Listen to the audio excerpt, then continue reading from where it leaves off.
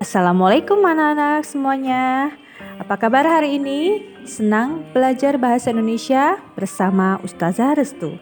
Nah, Ustazah akan mengajak kalian semuanya untuk belajar buku tema 8 Daerah Tempat Tinggalku, yaitu tentang jenis cerita fiksi. Kalian bisa simak ya pada buku halaman 8. Nah, cerita fiksi bersifat khayalan. Cerita fiksi tidak berdasarkan kenyataan. Cerita fiksi berdasarkan khayalan atau pikiran penulis. Cerita fiksi disebut juga cerita fantasi. Cerita fiksi terdiri atas dongeng, cerpen, dan novel. Nah, mari kita simak pengertian dari dongeng. Dongeng adalah cerita rekaan mengenai sesuatu yang tidak pernah terjadi dan juga tidak mungkin terjadi. Ada beberapa contoh-contoh dongeng disampaikan secara turun-temurun ya, dapat digolongkan menjadi cerita jenaka. Cerita jenaka adalah cerita mengenai tingkah laku orang bodoh, malas, atau cerdik yang disajikan pengarang secara humor.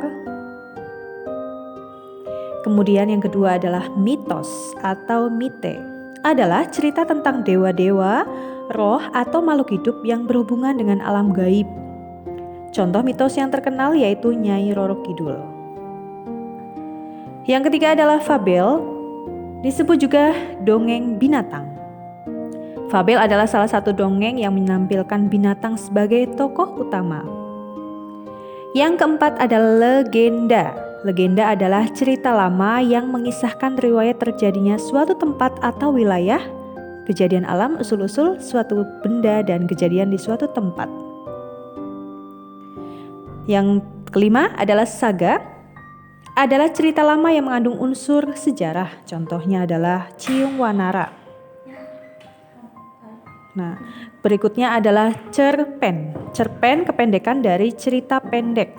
Cerpen adalah cerita yang dapat dibaca dalam sekali duduk. Bisa kita temui pada majalah anak, surat kabar, dan buku kumpulan cerpen. Kemudian adalah novel. Novel adalah cerita fiksi yang panjang dan mengandung rangkaian cerita kehidupan seseorang bersama orang-orang di sekelilingnya. Nah, itulah jenis-jenis cerita fiksi yang Ustazah bisa jelaskan di sini. Kalian bisa cari-cari informasi tentang cerita fiksi lainnya pada surat kabar, buku kumpulan cerpen, dan lain-lain atau majalah anak ya, Nak. Terima kasih, mohon maaf jika ada kesalahan dari Ustazah, dan kalian tetap belajar, gemarlah membaca, tingkatkan budaya literasi. Wassalamualaikum warahmatullahi wabarakatuh.